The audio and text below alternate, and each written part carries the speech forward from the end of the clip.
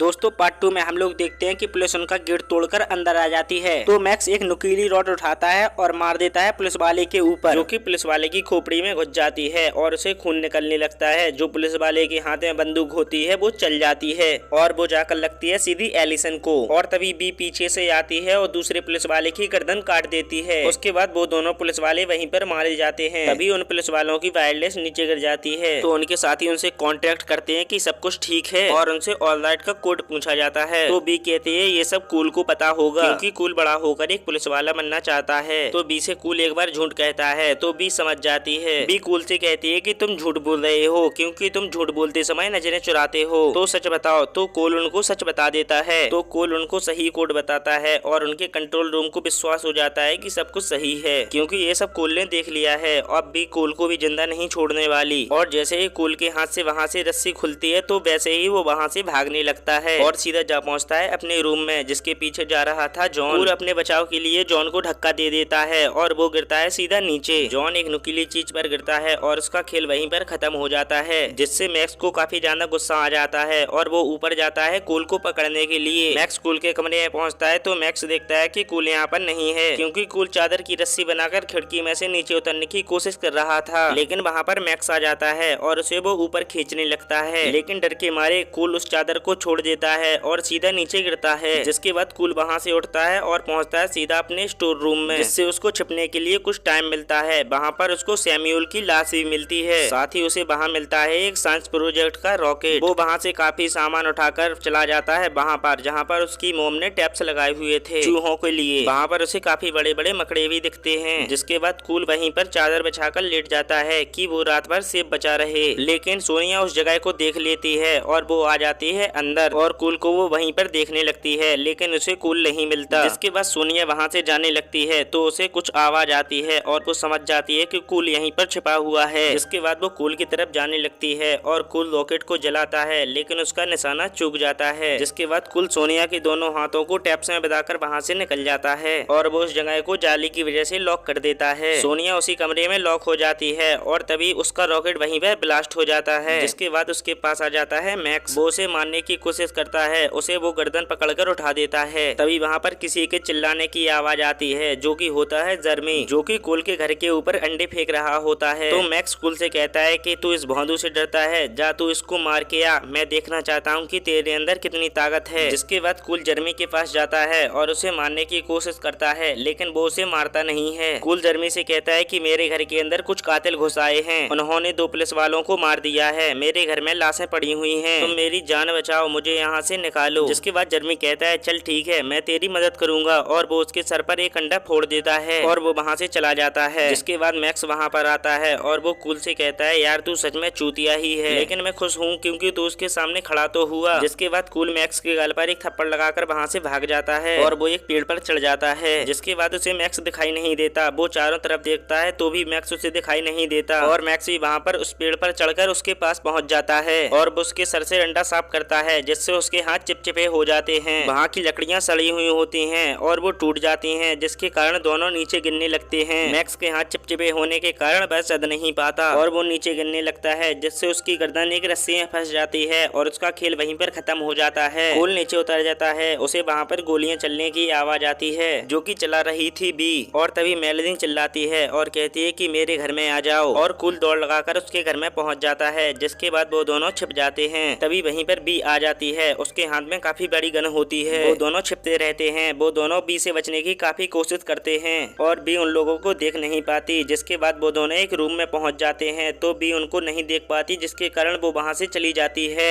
और वहां पर मेलनी कूल से कहती है कि मैं तुमसे बचपन से ही प्यार करती हूँ। मेलनी कूल को वहीं पर एक किस करती है, जिससे कूल को एहसास होता है कि मेरे साथ मेलनी की भी जान खतरे में है। तो वो मेलनी को बचाने के लिए उसे वो उसी के घर में छोड़कर चला जाता है और वो मेलनी से कहता है कि मैं अपने चक्कर में तुम्हारी जान खतरे में नहीं डालना चाहता। और कूल सीधा भागकर जाता है अपने घर में, जहाँ पर उसे किचन में एलिसन पड़ी हुई दिखाई देती है। वो सोचता है कहीं ये जिंदा तो नहीं है, तो वो चेक करता है। जिसके बाद उसको पता चलता है कि यह मर चुकी है और वो आगे बढ़ने लगता है। जिसके बाद एलिसन उसके ऊपर हमला कर देती है। कूल अपने बचाव के लिए एलिसन के सीने पर काफी बार करता है, जिससे एलिसन को दूर हटना पड़ता है। और तभी कूल को ध्यान आता है कि उसके फादर ने वहाँ पर एक चाकू को छुपाया हुआ था, लेकिन उसकी माँ ने उसे उठाकर कहीं और रख दिया था। लेकिन वो मिल जाती है एलिसन को। तो कूल उसके ऊपर काफी सारी चीजें फेंक कर मारने लगता है।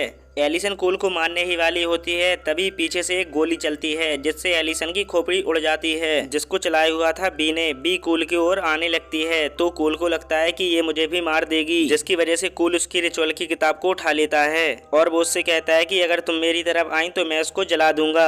और वो उससे पूछता है कि आखिर तुम ऐसा कर क्यों रही हो, तुम्हें आखिर क्या मिलेगा इससे। तो वो कहते हैं कि बलि में चढ़ाए हुए इंसान मासूम बच्चे के खून को करके किताब पर बूंद बूंद टपकाना पड़ता है, जिससे हम जो भी अपनी इच्छा जाहिर करते हैं वो हमारी पूरी हो जाती है। मैं बचपन में काफी उदास रहती थी और मैं सभी से डरती थी, लेकिन अब मेरे पास काफी हिम्मत है, मुझे कोई भी काम करने के लिए किसी पर डिपेंड नहीं होना पड़ता। वो कूल से कहते हैं कि तुम भी मेरे साथ मिल सकते हो। मैं चाहती तो एलिसन की जगह तुम्हें भी उड़ा सकती थी, लेकिन मैंने ऐसा नहीं किया क्योंकि मैं तुम्हें बचाना चाहती हूँ। हम लोग सभी से कह देंगे कि हमारे ऊपर टेररिस्ट अटैक हुआ था और उन्हीं लोगों ने इतने सारे लोगों को मारा। तो कूल कहता है कि मेरे पास भी एक आइडिया है और वो उस किताब को जला देता है और वहाँ से भागने लगता है। तो भी उसके पीछे भागने लगती है और कूल इस किताब को फेंक कर बाहर पहुंच जाता है और वो सीधा पहुंचता है मेलनी की डैड की गाड़ी के पास और वो उसे स्टार्ट करके सीधा ले जाता है और वो सीधा गाड़ी को दे मारता है बी में, जिसके कारण बी उससे चप जाती है। जिसके बाद कूल गेम के सभी मेंबर के बारे में बी को बताता है और कहता है कि लास्ट में बचते हम दोनों खूब मस्ती करते क्योंकि मैं तुमसे प्यार करता हूँ, लेकिन तुमने मुझे धोखा दिया इसलिए मैंने तुम्हें ठोक दिया। और वो कहता है कि बी तुम मुझे मारने के बाद काफी बच्चों को भी मारती। और वो बाहर जाने लगता है, तभी पुलिस आ जाती है और पुलिस के साथ उसके घर वाले भी वहीं पर आ जाते हैं और वो लोग उनसे पूछते हैं क्या तुम कूल ठीक हो। तो वो कहता है कि अब मैं बच्चा नहीं रहा। जिसके बाद हम लोग देखते हैं बी को, लेकिन बी अभी मरी हुई नहीं थी, वो अभी जिंदा थी। इसी के साथ यह मूवी यहीं पर समाप्त होती है।